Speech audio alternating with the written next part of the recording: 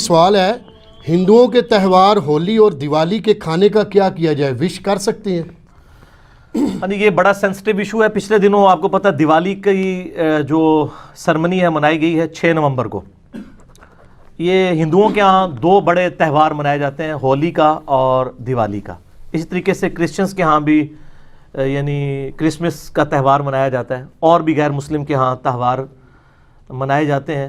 اور خصوصاً جو لوگ دوسرے ملکوں کے اندر مقیم ہیں، ہمارے یورپ میں، امریکہ کے اندر، ان لوگوں کو زیادہ تر یہ ایشو ہوتا ہے کہ اب ظاہر ہے کہ وہ ایک ہی آفس میں کچھ ہندو کام کر رہے ہیں، کچھ کرسچنز کر رہے ہیں، کچھ مسلمز ہیں، وہ عید بھی وش کرتے ہیں، تو مسلمان اس وقت تو خیر مبارک بڑے شوق سے لے لیتے ہیں، اور جب کرسمس کی یا ہولی یا دیوالی کی باری آتی ہے اس وقت پھر ہمیں ہی میز کر رہے ہوتے ہیں کہ جناب کیا کیا جائے۔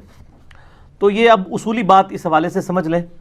پہلی تو بات یہ ہے کہ as far as human dignity is concern, تو اس دنیا میں جتنے بھی لوگ آباد ہیں، ہیومن ڈگنیٹی میں آپ نے ان کی عزت کرنی ہے، چاہے وہ جیوز ہوں، کرسچنز ہوں، مسلمز ہوں، ہندو ہوں، بدھ مت کے رہنے والے لوگ ہوں، ان سب کے سب لوگوں کے ساتھ کھانا پینا بھی جائز ہے اگر کھانے والی چیز حلال ہو، ٹھیک ہے؟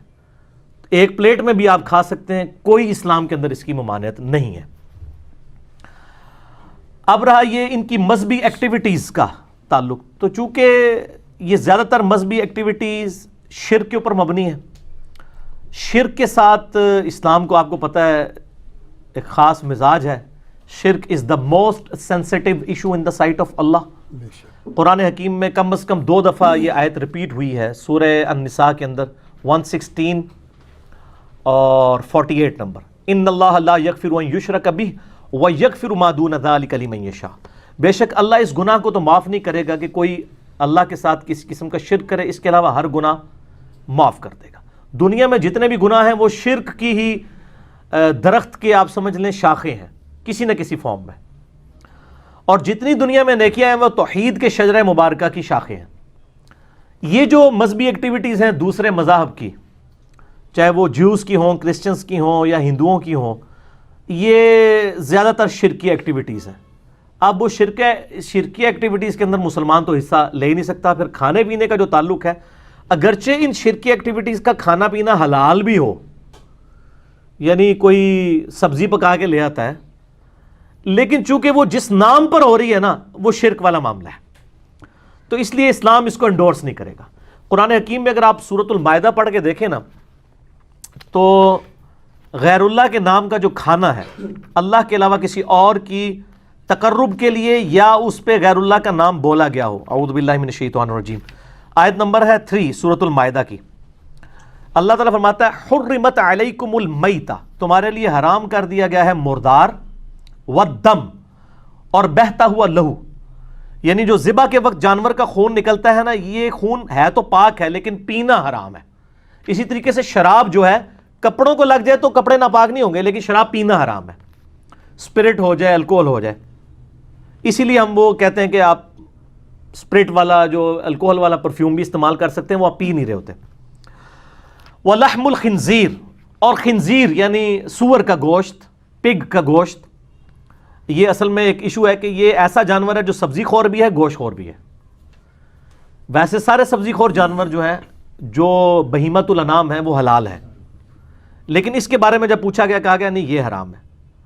3 چیزیں ہو گئیں، مردار اور لہو بہتا ہوا اور خنزیر کا گوشت، وما اہل لغیر اللہ بہ، اور جس کے اوپر ذبح کے وقت غیر اللہ کا نام لیا جائے، غیر اللہ کے تقرب کے لیے ہو۔ اور یہی پھر آیت آگے چلتی ہے، اس میں ایک الفاظ یہ بھی ہیں، وما ذبح علی النصب، اور جو بتوں کے تھانوں کے اوپر ذبح کیے جاتے ہیں جانور، یعنی ان تھانوں پر غیر اللہ کے تقرب کے لیے جانور ذبح ہو رہے ہیں، وہ بھی حرام ہوں گے، چاہے اللہ کا نام بھی ان پر لیا گیا ہو، تب بھی وہ حرام ہوں گے، کیونکہ تقرب جو ہے وہ غیر اللہ کے لیے ہے۔ صرف یہ نہیں ہے کہ ایک بندہ بسم اللہ اللہ اکبر پڑھ کے تو کسی بت کے سامنے ذبح کر دے تو وہ بھی حرام ہو جائے گا، تقرب اس بت کا ہو گیا، اگرچہ اللہ کا نام لیا ہوا ہے تب بھی تقرب والا معاملہ بھی سینسٹیو ہے۔ تو اسی طریقے سے اس طرح کی ایکٹیویٹیز کے جو کھانے پینے ہیں وہ اسلام میں حرام ہے۔ صحیح مسلم کے اندر حدیث موجود ہے، سیدنا علی رضی اللہ تعالیٰ عنہ سے کسی نے آ کے پوچھا کہ آپ نبی علیہ السلام کے اتنے قریبی ہیں، کیا آپ کو نبی صلی اللہ علیہ وآلہ وسلم نے کچھ خاص باتیں ایسی سکھائی ہیں جو باقی امت کو نہ بتائی ہوں، تو مولا علی نے کہا کہ نبی علیہ السلام نے وہی دین ہمیں بھی سکھایا جو پوری امت کو. ہاں جو فہم قرآن ہے وہ تو ظاہر ہے ہر مسلمان کا ایک حصہ ہے. اور پھر فرمایا اپنے تلوار کی نیام میں سے ایک صحیفہ نکالا اور کہا یہ نبی علیہ السلام نے ایک خاص صحیفہ ہمیں دیا ہے جس میں قیدیوں کے احکام لکھے ہوئے تھے. اگر کوئی مسلمان کو قتل کر دے اس کی کیا سزا ہے. ظاہر ہے نبی علیہ السلام کے بہاف پہ جنگ جمل صفین نہروان لڑنی تھی مولا علی نے، تو حضور نے ان کو بتا دیا کہ ان کے قیدیوں کے ساتھ تم نے کیا سلوک کرنا ہے. اور اس میں یہ عبارت بھی لکھی ہوئی تھی جو مدینے میں بدعت کو جاری کرے اس پہ اللہ کی لعنت، اللہ کے فرشتوں کی لعنت اور تمام لعنت کرنے والوں کی لعنت. یہ حدیث بخاری میں بھی ہے، لیکن مسلم والے طریق میں ایک اضافی ورڈ بھی ہے. وہ الفاظ یہ ہیں کہ جو غیر اللہ کے لیے ذبح کرے اس پہ اللہ کی لعنت. تو یہ جو ایکٹیویٹیز ہو رہی ہوتی ہیں، اب کرسمس کے اوپر ان کا عقیدہ ہے خدا نے بیٹا جنا، ہمارے نزدیک یہ شرک ہے. اب اس کے اوپر جو کھانا آئے گا وہ حلال بھی آ رہا ہوگا تو تقرب کسی اور کا ہوگا، اس لیے اس سے بچنا ہوگا. اور آپ لوگوں کو ایجوکیٹ کریں، ان سے نفرت نہ کریں، ان کو بتائیں کہ بھئی ہم گاڈ اورینٹڈ ہیں، آپ کی کتابوں میں بھی شرک حرام ہے، ہم ان ایکٹیویٹیز کو اس لیے سپورٹ نہیں کرتے کہ اس میں شرک ہے. اگر آپ شرک چھوڑ دیں اور شرک کے بغیر آپ کرسمس کے بارے میں کوئی صحیح عقیدہ رکھ لیں، حضرت عیسیٰ علیہ السلام کی پیدائش کے دن کو ایک انسان کی پیدائش کا دن سمجھیں، تو اس پہ آپ ہمیں کوئی لنگر بھی لا کے دے دیں اللہ کے نام کا، ہم کھا لیں گے، کوئی مسئلہ نہیں ہے، ہمیں کوئی چڑ نہیں ہے. ہندوؤں میں بھی اگر آپ دیکھیں جو آریہ سماج کے لوگ ہیں، یعنی وہ تو بالکل یعنی اورینٹڈ ون گاڈ کے گرد ہیں. وہ تو یعنی ان کی کتابوں میں بھی خدا کا اسٹیچو بنانا، بت بنانا، تصویر بنانا حرام ہے.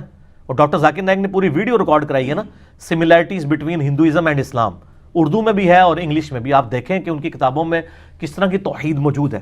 تو ہندوؤں نے اگر اپنی توحید چھوڑ دی اور شرک اڈاپٹ کر لیے تو ان کو بتایا جائے بھی آپ کی کتابوں میں تو یہ توحید لکھی ہے، ہم تو آپ کی کتابوں کی توحید کی وجہ سے آپ کے اس کھانے سے اوائڈ کر رہے ہیں. یہ جواب دیں، قرآن سے بعد میں دیں. تعالوا الی کلمۃ سواء بیننا وبینکم، آؤ اس بات پہ اکٹھے ہو جائیں جو تم میں اور ہم میں کامن ہے. سورہ آل عمران آیت نمبر 64. تو ہندوؤں کو ان کی کتابوں کا ریفرنس دیں، عیسائیوں کو ان کی کتابوں کا. ایک اور لیکچر دیا ڈاکٹر ذاکر نائک نے، سملیرٹیز بٹوین کرسچینٹی اینڈ اسلام، اردو میں بھی ہے انگلش میں بھی. اس میں انہوں نے بتایا کہ اس میں بھی سور کا گوشت حرام ہے، شراب حرام ہے، یہ چیزیں ان کو بتائیں. تو انشاءاللہ تعالیٰ لوگ حق بات قبول کریں گے. آپ بتانے کا سٹائل آپ کا ٹھیک ہونا چاہیے. اور یہ جو میں نے دعویٰ کیا نا کہ اگر اللہ کے نام کی بھی آپ ذبح کریں گے، یہ لفظ ذبح ہوتا ہے زبر کے ساتھ، ویسے ہم ذبح بھی اردو میں چل جاتا ہے، کیونکہ مولوی غلطیاں نکالتے ہیں اس لیے میں زبر زیر کا بھی بتاتا ہوں.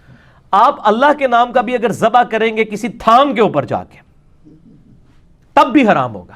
کسی مزار کے اوپر جا کے، چاہے وہ بابا گرو نانک کا مزار ہو یا کسی مسلمان کا مزار ہو، وہ حرام ہو جائے گا، کیونکہ یہ نبی علیہ السلام کی مخالفت میں ہے. صحیح مسلم میں حدیث ہے، میں تمہیں منع کرتا ہوں قبروں پر عمارتیں بنانے سے، قبروں کو پکا کرنے پہ اور ان پہ بیٹھنے سے. لائیو بیٹھنا بھی حرام ہے، مجاور بن کے بھی بیٹھنا. جو نبی علیہ السلام کی مخالفت پہ چیزیں بنی ہیں ان تھانوں کے اوپر، چاہے وہ ہندوؤں کے ہوں، سکھوں کے ہوں یا مسلمانوں کے ہوں، وہاں پہ اللہ کے نام کا ذبیحہ بھی حرام ہوگا کھانا. اس کے ثبوت میں سنن ابی داؤد کے اندر ایک حدیث موجود ہے. ایک صحابی نے منت مانی کہ میں مقام بوانا پر جا کر اونٹ قربان کروں گا. نبی علیہ السلام نے اس صحابی کو بلا کے پوچھا یہ کسی خاص مقام پہ تم اونٹ جو ذبح کرنے جا رہے ہو، کیا زمانہ جاہلیت میں وہاں کوئی مشرکانہ میلہ تو نہیں لگتا تھا؟ ہائے ہائے ہائے ہائے، امام الموحدین صلی اللہ علیہ وآلہ وسلم. یار اگر پرانے زمانے میں لگتا تھا تو اب کیا مسئلہ ہے؟ اب تو نہیں لگتا نا. کدھر نے کہا جی شاہ جی دی یاد تازہ بھی ہوندی ہے نا، یہ نہ کوئی کہہ دے جی پرانی یاداں دوبارہ جی تازہ ہو گئی ہیں. ان کا یا رسول اللہ کبھی مشرکانہ وہاں پہ میلہ یعنی نہیں لگا کرتا تھا. آپ نے کہا وہاں کوئی اس قسم کی یعنی ایکٹیویٹیز تو نہیں ہوتی تھی، کوئی خوشی کی ایکٹیویٹیز جو شرکیہ ہوں؟ تو کہا نہیں یا رسول اللہ صلی اللہ علیہ وسلم. تو پھر آپ صلی اللہ علیہ وسلم نے ان کو اجازت دی اور فرمایا کہ خدا کی نافرمانی میں جو منت ہے وہ پوری نہ کی جائے، اور وہ منت بھی پوری نہ کرو جس پہ تم اختیار نہیں رکھتے ہو. بعض اوقات ایک بندہ جناب منت مان لیتا جی میں روزانہ 100 نفل پڑھوں گا. اب یہ تو بڑا مشکل کام ہے، تو ایسی منت کو پھر توڑ دینا ہوگا. اور ایسی جو منت کا کفارہ وہ بخاری اور مسلم میں ہے کہ منت کو توڑنے کا کفارہ وہی ہے جو سورۃ المائدہ آیت نمبر 89 میں قسم کو توڑنے کا کفارہ ہے. ایک غلام آزاد کرو، غلام نہیں آزاد کر سکتے تو تم 10 مسکینوں کو کھانا کھلاؤ، اگر نہیں کھلا سکتے یا 10 مسکینوں کو کپڑے لے کے دو، اگر یہ نہیں کر سکتے یعنی بہت غریب ہو تو پھر تم مسلسل 3 روزے رکھو۔ یہی کفارہ ہے منت توڑنے کا بھی، منت آپ توڑ بھی سکتے ہیں، اور قسم توڑنے کا بھی۔ تو نبی علیہ السلام نے فرمایا جس پہ تمہارا اختیار نہیں، جو مشکل ہو جائے، تمہارے بس سے باہر ہو جائے، وہ بھی منت پوری نہ کرو، اور اللہ کی نافرمانی میں بھی اپنی اس منت کو پورا مت کرو۔ اور جہاں تک تعلق ہے نا مشابہت اختیار کرنے کا، وہ ابو داؤد میں حدیث ہے جس نے جس قوم کے اندر مشابہت کی وہ اسی قوم میں شمار کیا جائے گا۔ یعنی اگر کوئی ریلیجس ایکٹیویٹیز میں حصہ لیتا ہے نا ہندوؤں کی، تو اللہ اور اس کے رسول کے ہاں وہ ہندو شمار کیا جائے گا، چاہے وہ مسلمان بھی ہو، اس کی داڑھی بھی ہو۔ یہ بڑا سینسٹیو ایشو ہے۔ بے شک۔ جس قوم کی مشابہت یعنی مذہبی مشابہت، یہ نہیں ہے کہ آپ نے ٹائی پہن لی ہے تو یہ مذہبی مشابہت ہے، اور ٹائی کو سلیب کے ساتھ جوڑتے ہیں۔ اور یار سلیب کے ساتھ ہوتا تو ویٹیکن سٹی میں بیٹھا ہوا پاپ جو ہے وہ بھی ٹائی لگا کے رکھتا، اس نے تو کبھی ٹائی نہیں پہنی، اس نے سلیب ہی لٹکائی ہوتی ہے۔ سلیب نہیں، یہ ٹائی تو مسلمانوں کی ایجاد ہے، خلیفہ ہارون رشید کے دور کے اندر یعنی یہ معاملات چلے ہیں، یہ کوئی مذہبی ان کا سمبل نہیں ہے۔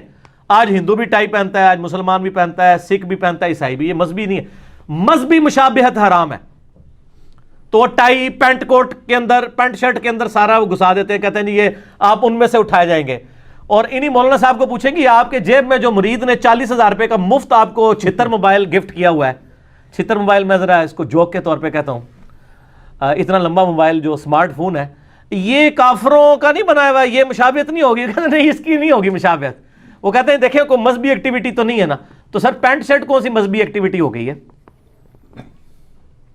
مذہبی ایکٹیویٹی، کوئی شخص گلے میں سلیب لٹکا لے، ماتھے پہ سندور لگا لے، ہاتھ میں راکھی باندھ لے، یا سکھوں والا کڑا پہن لے، ٹھیک ہے، جو مذہبی ایکٹیویٹی ہو، مذہبی ایکٹیویٹی کو فالو کرنا اس قوم میں شمار ہوگا۔ اس طریقے سے ہولی، دیوالی اور یہ آپ کی کرسمس ہے، یہ چونکہ مذہبی ایکٹیویٹیز ہیں، ان کو آپ نے اوائڈ کرنا ہے، لیکن اخلاقیات کے دائرے میں، بدتمیزی نہیں کرنی، اور ان کو اپنا سینسٹیو ایشو بتانا ہے ان کی کتابوں سے کہ تم تو اپنے دین کو فالو نہیں کر رہے، تمہارے دین کو بھی ہم ہی فالو کر رہے ہیں، اور ہم اپنے دین کو بھی فالو کر رہے ہیں۔ قرآن سے نا ان کو بتائیں، سب سے پہلے ان کو تعالوا الی کلمۃ سواء بیننا و بینکم، ان کو بتائیں کہ خدا کے ساتھ آپ کی کمٹمنٹ ہونی چاہیے۔ ہم چونکہ مسلمان خدا اورینٹڈ ہیں، اس لیے ہم ہولی، دیوالی یا کرسمس کے اوپر جو آپ وش کرتے ہیں، یہ چونکہ شرکی ایکٹیویٹیز ہے، اس لیے ہم آپ وش نہیں، آپ اس کے علاوہ وش کریں۔